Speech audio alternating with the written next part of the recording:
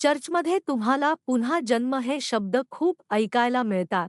पुन्हा जन्म म्हणजे तारण, म्हणजे नव्याने जन्म घेणे. दुसऱ्या शब्दांत सांगायचे तर प्रभूला स्वीकारणे आणि तारण मिळवणे ही देवाची कृपा आहे. देवाने आपल्याला निःशर्त दिलेली ही प्रेमाची देणगी आहे. मग ही देणगी मिळालेल्या ख्रिश्चनांनी कोणत्या प्रकारचे जीवन जगावे? आजच्या ओन्ली द बायबल या भागात पुन्हा जन्म या शब्दाचा अर्थ पाहूया.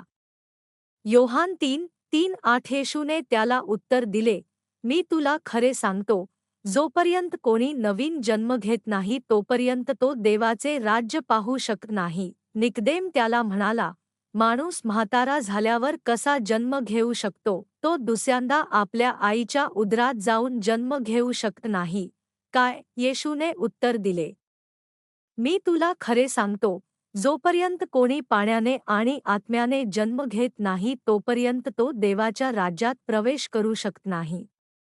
जो देहापासून जन्मला तो देह आहे आणि जो आत्म्यापासून जन्मला तो आत्मा आहे. मी तुम्हाला सांगितले की तुम्हाला पुन्हा जन्माला यावे याबद्दल आश्चर्यचकित होऊ नका. वारा जिथे हवा तिथे वाहतो आणि तुम्हाला त्याचा आवाज ऐकू येतो, पण तो कुठून येतो आणि कुठे जातो हे तुम्हाला कळत नाही. आत्म्यापासून जन्मलेला प्रत्येकजण तसेच आहे. परुषी मोशेच्या नियमशास्त्राचे काटेकोरपणे पालन करत होते आणि पूर्वजांच्या परंपरांना महत्त्व देत होते. त्यांनी पुनरुत्थान, देवदूत, परलोकशास्त्र आणि मशीहाच्या आगमनावर विश्वास ठेवला. इस्रायेलचे नेते म्हणून त्यांनी देवाचे अनुसरण करण्याचे ध्येय ठेवले, तरी येशूने त्यांना कठोरपणे फटकारले. तुम्हाला धिक्कार असो. बाह्यतः पवित्र असले तरी त्यांची अंतःकरणे लोभ आणि भ्रष्टतेने भरलेली होती, जसे की पांढरे धुतलेल्या कबरी. देवाचे वचन शिकवूनही ते येशूचे सत्य समजू शकले नाहीत. त्याऐवजी त्यांनी त्याला नाकारले आणि त्याला मारण्याचा प्रयत्न केला. तथापि निकदेम हा एक प्रामाणिक आणि चांगल्या हृदयाचा परुषी होता.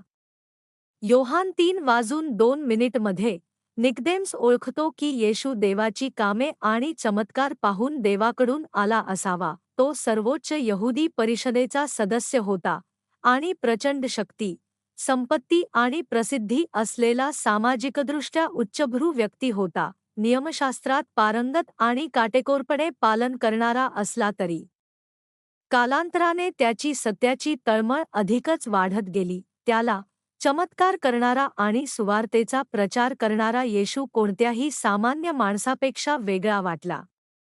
येशूने घोषित केलेले प्रत्येक शब्द सत्याने भरलेले होते आणि त्याच्या शिकवणीतून एक अवर्णनीय अधिकार बाहेर पडत होता. निकदेम्स रात्रीच्या वेळी येशूला भेटायला जात असे, इतरांच्या नजरेपासून दूर, कारण त्याला त्याच्या सभोवतालच्या लोकांचे लक्ष वेधण्याची भीती वाटत होती. येशूला भेटल्यानंतर निकदेम्सचे संपूर्ण रूपांतर झाले. त्याने परुषांसमोर येशूचा बचाव करताना म्हटले, आपला नियम एखाद्या माणसाचे ऐकल्याशिवाय आणि त्याची कृती जाणून घेतल्याशिवाय त्याचा न्याय करतो का? एका यहुदी नेत्यासाठी असे विधान करणे सोपे नव्हते. त्यामुळे त्याचे पद गमावण्याचा आणि छळाला सामोरे जाण्याचा धोका होता. तरीही त्याच्या बचावातून त्याची प्रामाणिकता, खात्री आणि येशूवरील अढळ विश्वास किती खोलवर आहे हे दिसून आले. योहान 19:39-40 मध्ये जेव्हा येशूला वधस्तंभावर खेळण्यात आले आणि तो मरण पावला, तेव्हा निकदेम्स त्याला पुरण्यासाठी गंधर्स आणि अगरू यांचे मिश्रण घेऊन आला. निकदेम्स येशूला भेटला आणि आदराने कबूल केला, रब्बी, आम्हाला माहीत आहे की तुम्ही देवाकडून आलेले शिक्षक आहात, कारण देव त्याच्यासोबत नसता तर तुम्ही जे चमत्कार करत आहात ते कोणीही करू शकले नसते. त्याने येशूला चमत्कार करताना पाहिले, मृतांना उठवणे, आंधळ्यांना डोळे उघडणे, मुक्यांना बोलण्यास सक्षम करणे आणि अशक्तांना चालणे.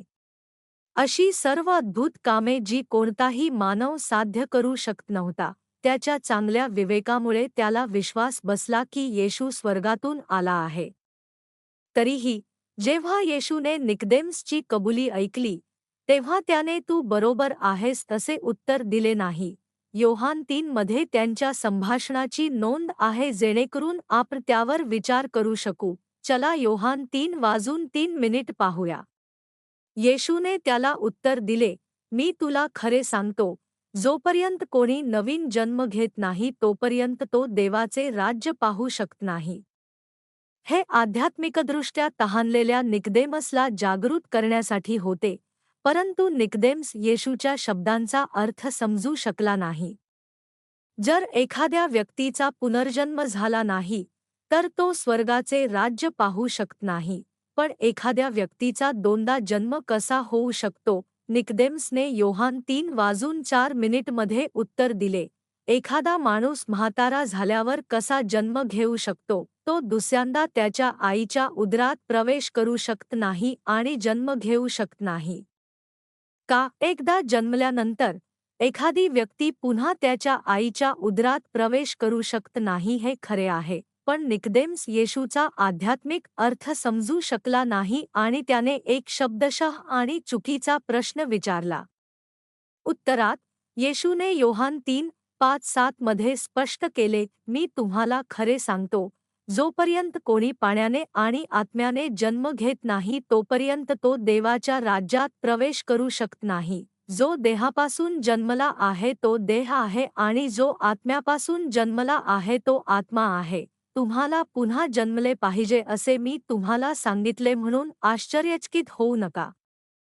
येशूने शिकवले की देवाच्या राज्यात प्रवेश करण्यासाठी तुम्हाला पाणी आणि आत्म्याने पुन्हा जन्मले पाहिजे आणि आतल्या आत्म्याला पुनरुज्जीवित केले पाहिजे. एखाद्या व्यक्तीचा आत्मा कसा मेला आणि पाणी आणि आत्म्याने तुम्हाला कसे पुनरुज्जीवित केले जाऊ शकते? पहिला मनुष्य आदाम मातीपासून निर्माण झाला होता, परंतु जेव्हा देवाचा जीवनाचा श्वास त्याच्यात शिरला तेव्हा तो एक आध्यात्मिक प्राणी बनला. दुसऱ्या शब्दांत, तो एक जिवंत आत्मा बनला. जेव्हा आदामचा आत्मा जिवंत होता, तेव्हा त्याने देवाशी संवाद साधला आणि फक्त सत्य प्राप्त केले, म्हणून कोणतेही वाईट किंवा पाप नव्हते. पण आदामाने एदेनमध्ये देवाच्या आज्ञेचे उल्लंघन केल्यानंतर आणि चांगल्या आणि वाईटाच्या ज्ञानाच्या झाडाचे फळ खाल्ल्यानंतर पापाचे वेतन मृत्यू आहे या नियमानुसार त्याचा आत्मा मरण पावला. त्याने देवासोबतचा संबंध गमावला आणि तो देहाचा व्यक्ती बनला. त्याचा आत्मा मृतावस्थेत असताना आणि देवाकडून आध्यात्मिक ज्ञान नसल्यामुळे त्याने सैतानाच्या खोट्या गोष्टी स्वीकारल्या आणि जगाच्या इच्छांचे अनुसरण करण्यास सुरुवात केली. आदामला एदेनमधून बाहेर काढण्यात आले आणि त्याचा मुलगा काईन याने त्याच्या भावाचा खून करण्याचे पाप केले. आत्म्याच्या मृत्यूचा अर्थ असा की जेव्हा आदामाने पाप केले आणि देवाशी त्याचा संबंध तुटला, तेव्हा आत्म्याचे सत्याचे ज्ञान निघून गेले, असत्य आत शिरले, आत्म्याला पूर्णपणे बांधून ठेवले. त्याला शक्तिहीन आणि जणू काही मृत बनवले. पहिला मनुष्य आदाम याचा आत्मा मरण पावला आणि त्याचे सर्व वंशज मानवजात मृत आत्म्यासह जन्माला आली, अंधारात राहण्यासाठी आणि नरकात जाण्यासाठी. पण देवाने मृत आत्म्याला पुनरुज्जीवित करण्याचा आणि स्वर्गात प्रवेश देण्याचा मार्ग उपलब्ध करून दिला. हे येशू ख्रिस्ताला स्वीकारणे आणि पाण्याने आणि आत्म्याने पुन्हा जन्म घेणे आहे.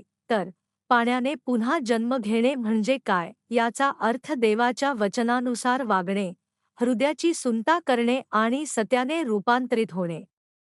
पाणी हे शाश्वत जीवनाचे जिवंत पाणी, देवाचे वचन यांचे प्रतीक आहे आणि ते येशूचा संदर्भ देते, ज्याने देह बनवला. येशूने योहान 4:14 मध्ये म्हटले आहे, पण मी जे पाणी देईन ते जो कोणी पिईल त्याला कधीही तहान लागणार नाही, तर मी जे पाणी त्याला देईन ते त्याच्यामध्ये सार्वकालिक जीवनासाठी उपळणाऱ्या पाण्याचा झरा होईल. असे सार्वकालिक जीवनाचे जिवंत पाणी प्रकट करते.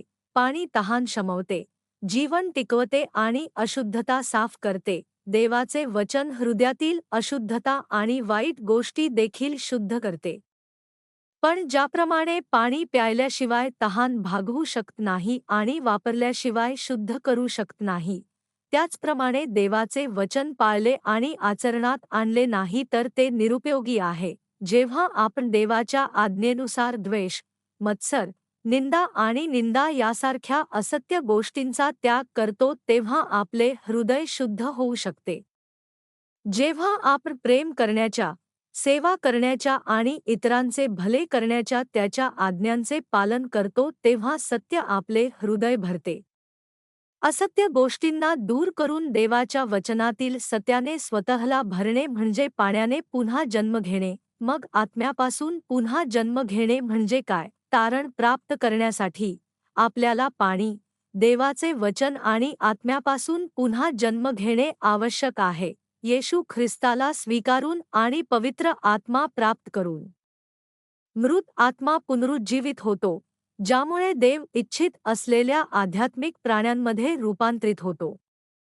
पवित्र आत्मा हा मदतगार आपल्या हृदयात येतो, आत्म्याला पुनरुज्जीवित करतो, देवाचे वचन समजून घेण्यास मदत करतो आणि आपल्याला पाप सोडून देण्यास, सत्य आणि आत्म्याचे लोक बनवण्यास प्रवृत्त करतो. पवित्र आत्म्याच्या मदतीने मृत आत्म्याला जिवंत केले जाते, ज्याचा अर्थ आत्म्यापासून पुन्हा जन्म घेणे असा होतो. पाणी आणि आत्म्यापासून पुन्हा जन्म घेतल्याशिवाय कोणीही देवाच्या राज्यात प्रवेश करू शकत नाही. इफिस्कर 2:8 म्हणते, कारण कृपेने विश्वासाच्या द्वारे तुमचे तारण झाले आहे, आणि ते तुमच्याकडून नाही, तर ते देवाचे दान आहे. याचा अर्थ असा की पाणी आणि आत्म्याने पुन्हा जन्म घेणे आणि अनंतकाळचे जीवन मिळवणे ही देव पिता, पुत्र आणि पवित्र आत्म्याने प्रेमातून मुक्तपणे दिलेली देणगी आहे. आपण ही कृपा लक्षात ठेवली पाहिजे आणि नेहमी आभारी राहिले पाहिजे. प्रभूला स्वीकारल्यानंतर आणि पाणी आणि आत्म्यापासून पुनर्जन्म घेतल्यानंतर आपण जगात परत जाऊ नये आणि पापात जगू नये. आपल्याला पवित्र आत्म्याद्वारे आत्म्यात परिश्रमपूर्वक फळ द्यायला हवे. आपण पापाचा त्याग केला पाहिजे आणि सत्याच्या अंतःकरणात रूपांतरित झाले पाहिजे. मग वधस्तंभावरील येशूचे प्रेम आपल्याला पूर्णपणे भरून टाकू शकेल, ज्यामुळे आपल्याला परिपूर्ण तारण मिळू शकेल. मी प्रार्थना करतो की तुमच्यामध्ये राहणारा पवित्र आत्मा तुमच्या अंतःकरणात मुक्तपणे कार्य करू शकेल. मला तुमच्यासाठी प्रार्थना करू द्या. प्रिय स्वर्गीय पित्या, तुम्ही येशूला आमचा तारणारा बनवले आणि जेव्हा आम्ही त्याला स्वीकारले तेव्हा तुम्ही आम्हाला पवित्र आत्मा दिला, आमच्या मृत आत्म्यांना पुनरुज्जीवित केले.